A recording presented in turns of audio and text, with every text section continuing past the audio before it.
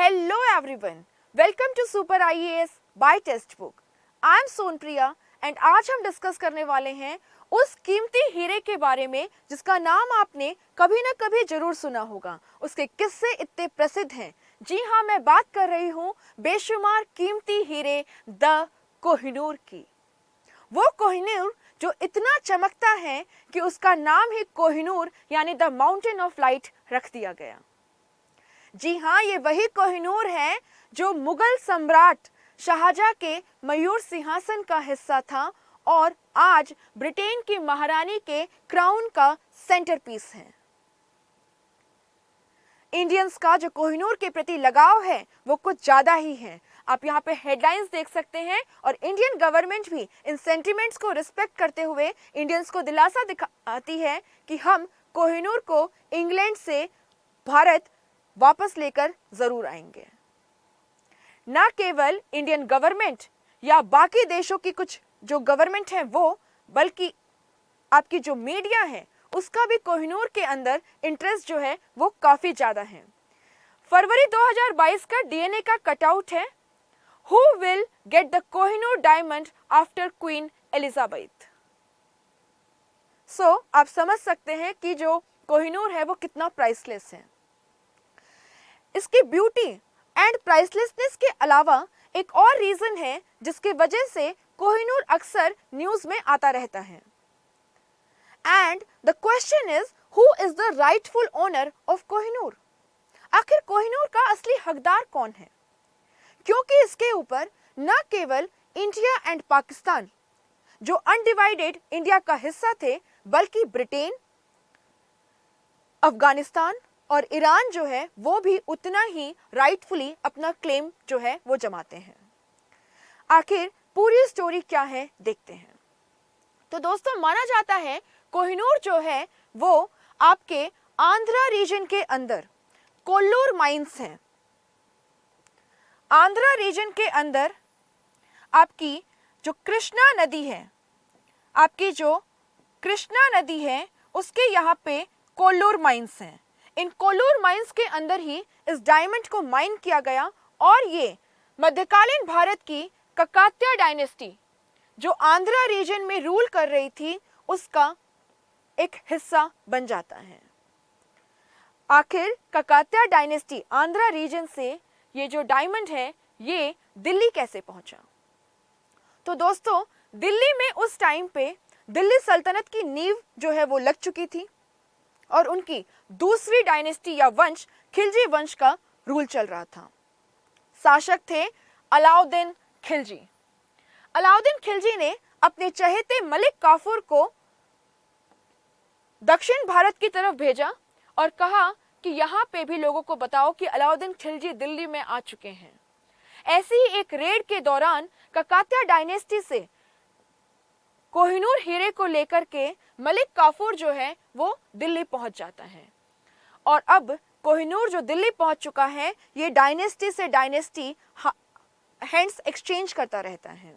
जब मुगल शासक Zahiruddin Muhammad Babur 1526 the first battle of Panipat के बाद मुगल साम्राज्य की भारत में नींव लगाते हैं, तब ये हीरा जो है वो दिल्ली सल्तनत से मुगल साम्राज्य के शासक के पास पहुंच जाता है। बाबर से हुमायूं, हुमायूं से अकबर और अकबर से शाहजहां के पास। शाहजहां जो हैं वो इसे अपने मयूर सिंहासन के अंदर जड़वा देते हैं। माना जाता है ये मयूर सिंहासन जो है ये ताजमहल की कीमत से भी बहुत ज्यादा कीमती था और आखिर क्यों ना हो, कोहिनूर इसी का तो हिस्सा था। मुगल साम्राज्य के पास कोहिनूर है, लेकिन औरंगजेब के बाद में मुगल साम्राज्य का डिक्लाइन या पतन होने लगता है और वहां पे कुछ कमजोर शासक, कुछ वीक रूलर्स आते हैं। उन्हीं में से एक था मोहम्मद शाह रंगीला।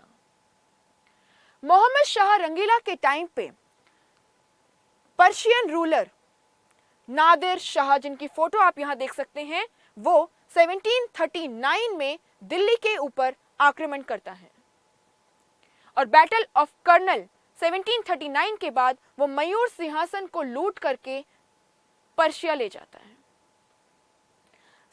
इस प्रकार दिल्ली से जो आपका कोहिनूर हीरा है वो पर्शियन एम्पायर के पास पहुंच जाता है। नादिर शाह का डिक्लाइन शुरू हो जाता है और 1747 आते आते उसकी डायनेस्टी का पतन होने लगता है। उधर अफगानिस्तान के अंदर एक नई डायनेस्टी, दुरानी डायनेस्टी जो है वो राइज कर रही थी अहमद शाह दुरानी के अंडर में, जिन्होंने अफगान एम्पायर का फाउंडेशन रखा। नादिर शाह के एक सक्सेसर ने अहमद शाह दुरानी से कहा कि आप ये हीरा रख लीजिए और मुझे अपने वैसल की तरह पर्शिया के इस हिस्से में रूल करने दीजिए। तो अब हीरा जो है वो पर्शिया से दुरानी डायनेस्टी के पास आ चुका था। अहमद शाह दुरानी जो है उन्हीं का एक ग्रैंडसन था शाह शुजा। शाह शुजा जो है वो एक ब्रीफ टाइम के लिए अंग्रेजों की हेल्प से अफगान एम्पायर का रूलर बनता है, लेकिन लोग जो है उसे पसंद नहीं करते थे क्योंकि वो अंग्रेजों की कठपुतली था, उनका पपेट था। एंड अफगान ट्राइब्स जो हैं वो फ्रीडम की बहुत वैल्यू करते हैं।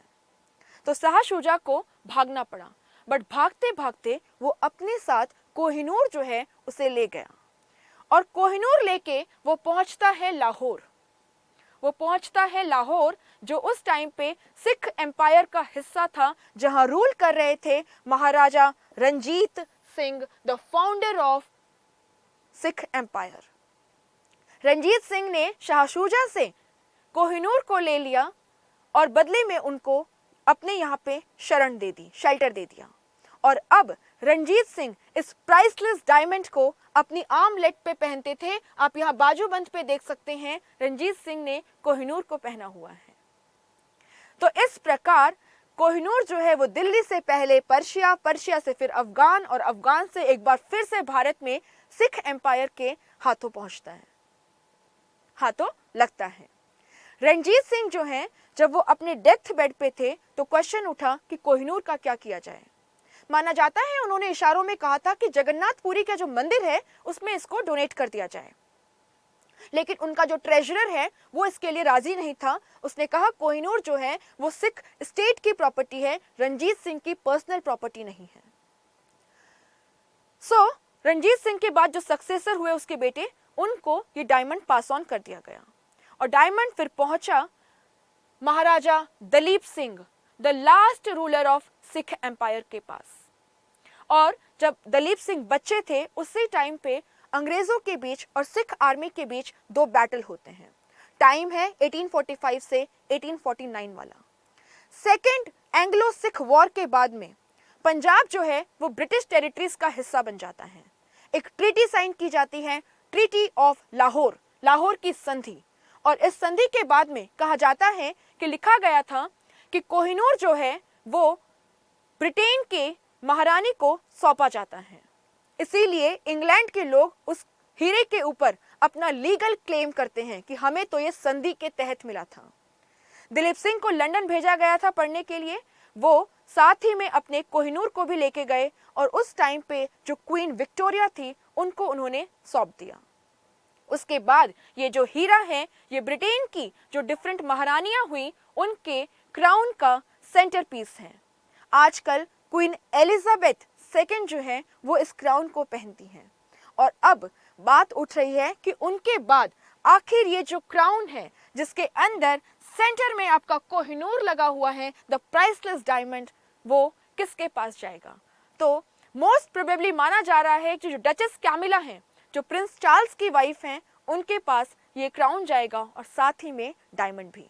तो दोस्तों ये थी पूरी जर्नी कोहिनूर हीरे की, कैसे वो ककातिया से दिल्ली, दिल्ली से पर्शिया, पर्शिया से अफगान, अफगान से सिख एम्पायर के पास और फिर इंग्लैंड पहुंचा, जहां आज ये आपके टावर ऑफ लंदन में प्रेजेंट हैं। और आपको ये भी समझ आया होगा क्यों डिफरेंट कंट्रीज के जो लोग हैं और उनकी जो सरकार है वो इसके ऊपर अपना क्लेम जो है वो मानती है। एक और बात है, कोहिनूर को कर्स्ड डायमंड यानी जिसको शाप दिया गया हो ऐसा डायमंड भी कहते हैं, क्योंकि माना जाता है अगर भगवान और किसी महिला के अलावा इस डायमंड को कोई पहनेगा तो उसके बुरे दिन शुरू हो जाएंगे। इसीलिए ब्रिटेन के अंदर महारानियों के क्राउन का इसको सेंटरपीस बनाया गया, न कि किंग के क्राउन का। होप कहानी मज़ेदार लगी होगी। अगर आपको ऐसे ही इंटरेस्टिंग फैक्ट्स जानने हैं हिस्ट्री के, तो आप हमारे channel super IAS by text book को सब्सक्राइब करके बेल आइकन प्रेस कर सकते हैं। अगर आप UPSC सिविल सर्विसेज की कॉम्प्रिहेंसिव प्रिपरेशन करना चाहते हैं, तो आप हमारे सुपर कोचिंग के सब्सक्रिप्शन को ले सकते हैं, जहां पे एक सिंगल सब्सक्रिप्शन में आपको मिल रहे हैं study notes, live classes for doubt resolving and yes mock test. आपकी जो फीस है वो बहुत ही नॉमिनल है, 2500 rupees per month, and you can use the code SON20 to get 20% discount on this fees. Not only this, अगर आपको इससे ज़्यादा डिस्काउंट चाहिए तो आप रोज मेरे साथ जुड़ सकते हैं टेक्स्ट बुक की ऐप पे 6 PM to 6:30 PM आधे घंटे के लिए मास्टर क्लास, जहाँ पे आपसे क्विज पूछा जाता है। एंड अगर आप लीडर बोर्ड को टॉप करते हैं तो आपके पास चांसेस हैं सुपर कोचिंग की फीस पे फ्लैट 50% डिस्काउंट अवेल करने की। Thank you so much.